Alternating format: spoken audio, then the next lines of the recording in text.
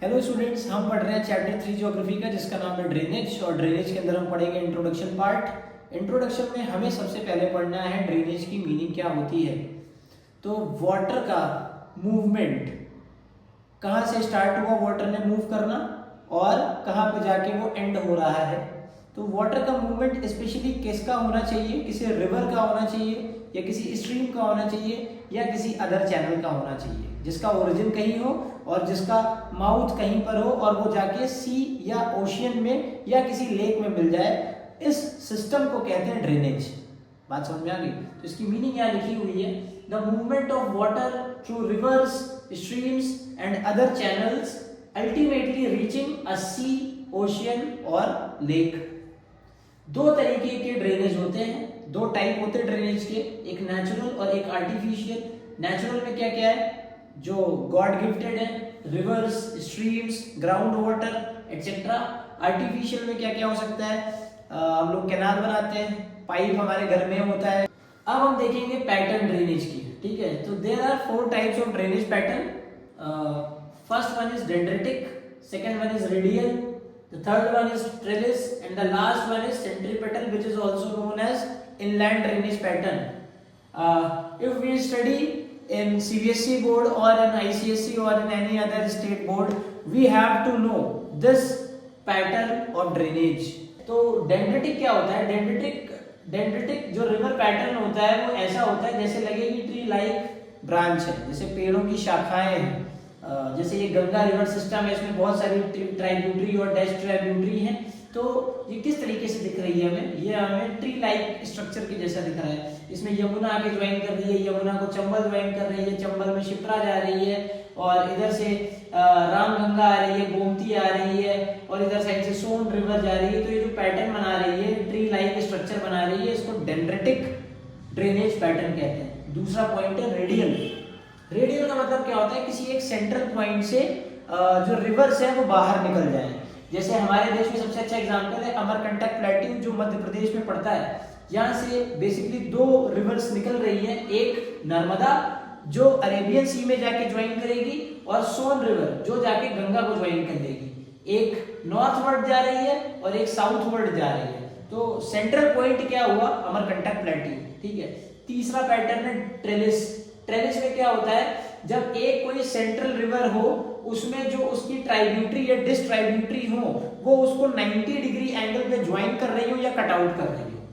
तो नर्मदा की जो राइट बैंक ट्राइब्यूटरी है वो उसका लेफ्ट बैंक ट्राइब्यूटरी है, और जो इधर साइड वाली है ये क्या है, राइट बैंक ट्राइब्यूटरी। तो उसके नाम देख लेते हैं हम लोग, हिरन, तावा, शेर, शक्कर, दूधी, ये सब राइट बैंक ट्राइब्यूटरी है नर्मदा की। और नर्मदा की लेफ्ट बैंक ट्राइब्यूटरी क्या क्या है, बंजर, बरना, कोलार, ठीक है।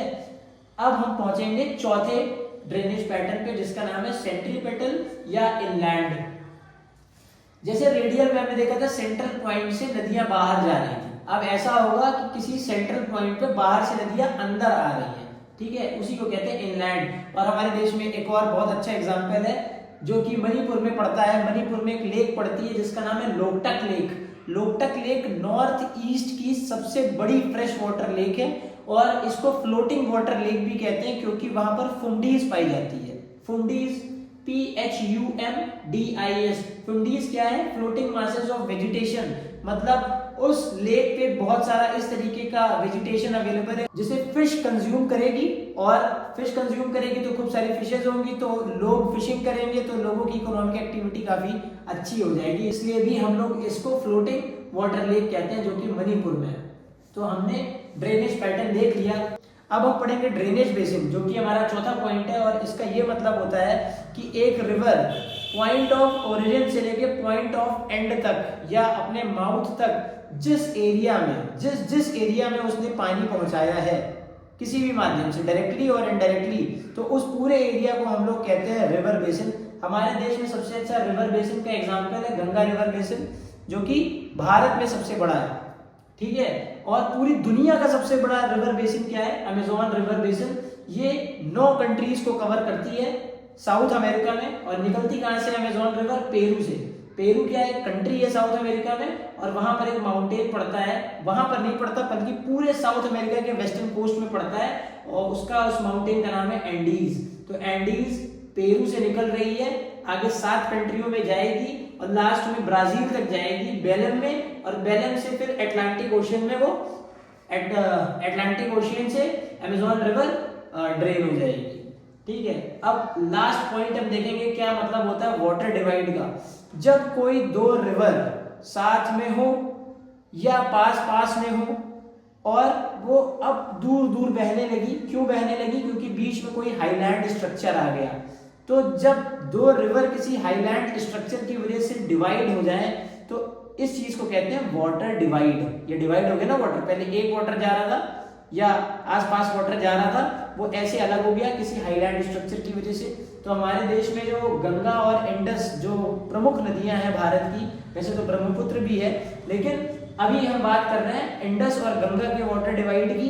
तो ये इंडिया में कहाँ पड़ता है? इंडस और गंगा का वाटर डिवाइड हमें याद रखना है, हरियाणा स्टेट में अम्बाला एक जगह पड़ती है, अम्बाला एक शहर है। तो अम्बाला शहर में जो हरियाणा स्टेट में पड़ता है वो एक वाटर डिवाइड का काम करता है इंडस और गंगा रिवर के बीच में। अब अम्बाला में कौन सी माउंटेन है? फुट हिल्स ऑफ हिमालयाज पड़ती हैं, जिसको शिवालिक्स कहते हैं। ठीक है, तो इसी के साथ हमारा इंट्रोडक्शन वाला टॉपिक ड्रेनेज का पूरा हो गया। मिलते हैं नेक्स्ट वीडियो में नेक्स्ट टॉपिक के साथ। Thank you.